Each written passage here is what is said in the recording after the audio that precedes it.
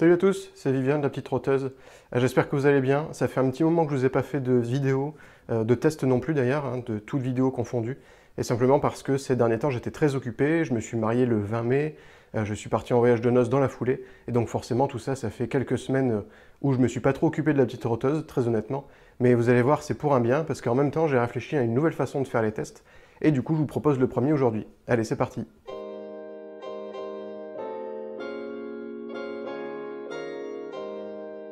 Alors s'il y a bien une mode en ce moment au niveau des montres, de l'horlogerie en général, c'est un retour aux montres, au design des montres d'avant, donc le vintage.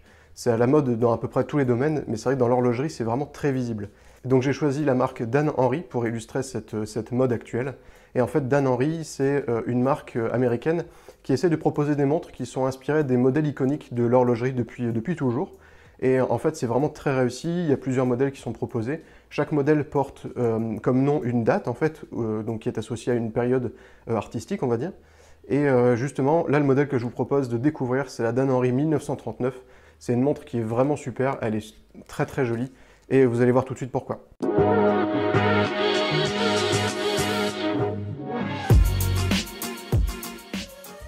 Alors Dan Henry, c'est une marque qui est plutôt jeune, elle a été lancée en 2016 en fait, donc c'est très récent.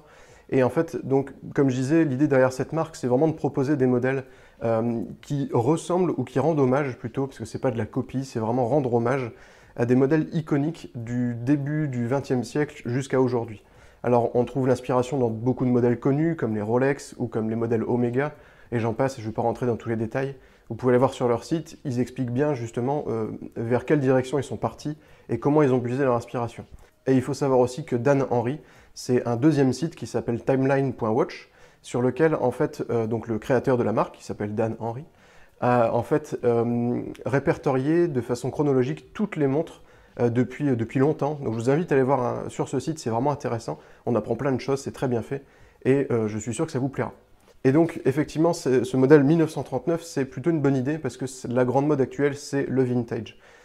Donc, c'est une montre qui est vendue 220 $. C'est une montre qui fonctionne avec un mécanisme à quartz qui est plutôt masculine. Alors, elle peut être portée par des femmes, évidemment, mais c'est vrai qu'elle a un design qui est quand même très masculin. Et elle a des caractéristiques qui sont vraiment intéressantes, qui sont dignes d'une montre haut de gamme. Et on va dire qu'elle pourrait être vendue beaucoup plus cher. Donc, c'est un bon rapport qualité-prix. Et on va voir ça tout de suite. Alors au niveau du packaging, en fait c'est super. Dan Henry a super bien géré là-dessus parce que la montre est livrée dans une boîte en plastique donc qui est plutôt moche. Ça je vous le cache pas, la boîte en plastique en elle-même est pas belle. D'ailleurs je vous la montre pas parce qu'elle sert à rien. Mais en fait dans cette boîte en plastique on trouve ce qui s'appelle un watch roll. Donc le watch roll c'est un étui qui peut être en tissu, en cuir ou les deux comme ici.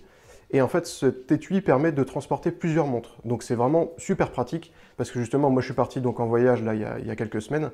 Je suis parti 2 semaines, j'ai pu emmener 3 montres avec moi, plus celles que j'avais au poignet, donc 4. Et grâce à cet étui, donc c'est vraiment génial. Surtout que ce genre d'objet coûte assez cher en général. On en trouve entre 50 et on va dire 300 €. Donc c'est vraiment un beau cadeau, on va dire, que fait la marque avec la montre. Donc c'est très joli, c'est très malin en plus parce que ça fait une petite pub pour Dan Henry en même temps. Et en même temps, c'est très pratique. Alors, au niveau de la montre, la 1939 est en fait une montre avec un boîtier en acier inoxydable 316L, qui est la grande mode en ce moment. C'est un acier d'excellente qualité qui est en plus hypoallergénique. Il mesure 41 mm. Alors, c'est vrai que pour certains, ça va paraître trop grand, ce que je peux comprendre. Mais très honnêtement, elle a des proportions qui sont vraiment pas mal. J'ai pas un très gros poignet. Mon poignet fait 21 cm de circonférence, pour info. Et à mon poignet, elle fait vraiment pas du tout ridicule. Elle se porte très bien. Elle est un poil lourde, mais c'est lourd dans le sens qualitatif. C'est comme un bel objet, comme un beau téléphone, un bon couteau ou quoi que ce soit. On apprécie qu'il ait un poids certain, justement pour donner cette impression de robustesse. Et ici, c'est vraiment impressionnant, c'est que la montre, elle a l'air vraiment incassable. Alors, je ne l'ai pas lancée par terre pour essayer, ce serait vraiment dommage, mais voilà, elle fait très robuste. La qualité d'assemblage du boîtier avec le verre, les boutons, la couronne de réglage, etc. est vraiment excellente. Pour une montre à ce prix-là, c'est tout à fait remarquable. On est souvent habitué à avoir des matériaux qui craquent un peu ou qui tiennent pas forcément très bien. Et là, ici, honnêtement, c'est vraiment super qualitatif. Le verre, c'est un verre minéral avec un revêtement saphir. Il est bombé, il est bien arrondi, c'est très joli. Ça provoque de beaux reflets au soleil. Et ça, c'est vraiment agréable. L'arrière du boîtier est gravé de quelques infos. En fait, on a une sorte de convertisseur pour plusieurs unités. Alors, c'est assez petit. Je pense que c'est pas forcément destiné à être lire tout le temps, surtout que c'est à l'arrière du boîtier. mais c'est plutôt joli. Le cadran, il est plein de couleurs, il est vraiment joli, et pour le coup, il respecte vraiment sa catégorie de vintage.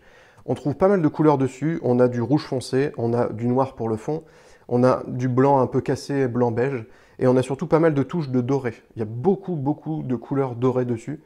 D'habitude, je suis pas fan, très honnêtement, mais là, ça rend vraiment très très beau. La forme des aiguilles est super, elle est vraiment étudiée pour que justement ça ressemble aux montres d'avant. C'est vraiment une inspiration très forte et ça se voit, ça se ressent. C'est très agréable. En plus de ça, la lisibilité est parfaite, aussi bien en basse lumière. Bon, les aiguilles ne sont pas rétroéclairées, mais en basse lumière, on arrive bien à voir quand même grâce au reflet justement que provoquent ces différentes peintures. Et au soleil, c'est un régal, puisque justement le vert, je pense qu'il filtre un petit peu la lumière, et du coup, même en plein soleil, on arrive très bien à lire l'heure, ce qui est super important. La précision du chrono est tout à fait satisfaisante aussi, puisqu'en fait, on a un mouvement de la trotteuse qui est assez fluide. Alors, c'est pas aussi fluide que sur une montre automatique, mais c'est vrai qu'on a quand même un pas qui est très réduit. C'est pas 1 seconde comme d'habitude, c'est 0,2 secondes. Donc, c'est vrai que c'est quand même assez fluide dans l'ensemble. On a pas mal de petites informations qui sont présentes partout. On a une petite trotteuse qui est présente à 3 heures. On a à 9 heures le compteur du chrono. Et puis voilà, il y a pas mal d'informations dessus, il y a beaucoup de décoration en fait. Mais le gros point fort de cette montre, c'est sa lisibilité. C'est vrai que là-dessus, il n'y a vraiment rien à dire. Le tout reste très lisible malgré le fait qu'il y ait beaucoup de détails. Alors, le bracelet en lui-même, il est excellent. Il est vraiment très confortable. Il est en cuir noir véritable et on sent justement qu'il y a une vraie qualité de cuir derrière.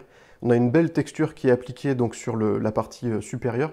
Et sur le dessous, c'est un cuir aussi, mais qui est un petit peu plus doux pour le confort. Il fait 22 mm de largeur, donc il sera facilement remplaçable si jamais vous voulez changer de couleur ou que le bracelet ne vous plaît pas. Mais très honnêtement, il y a peu de chance puisqu'il est vraiment super. Au niveau du confort, il n'y a rien à dire. Esthétiquement, il est très beau.